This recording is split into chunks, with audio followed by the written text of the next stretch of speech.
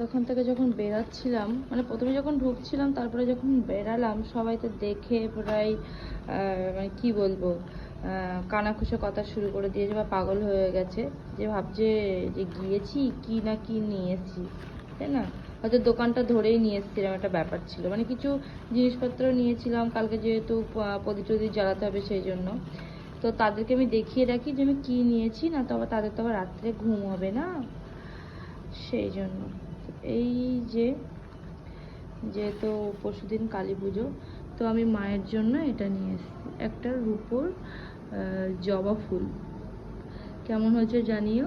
আর যারা হয়তো ভাবছিলেন যে কী না কী নিয়ে বেরোচ্ছি, বাঘ ভাল্লুক, তাদেরকে এই বাঘ ভাল্লুকটা দেখিয়ে দিলাম, যে রাত্রে একটু শান্তিতে ঘুমাতে পারেন, যাতে রাগে হিংসায় যাতে না করেন। আর তার থেকেও বড় কথা হচ্ছে, এখন সোনার দাম যা আকাশ ছোঁয়া, তা যে কেউ একটু নিতে গেলে একটু ইতস্তত বোধ করবে, অন্তত আমরা তো আম্বানি নই। তো এই যে দেখিয়ে দিলাম, কেমন আছে জানিও। চলো, টাটা।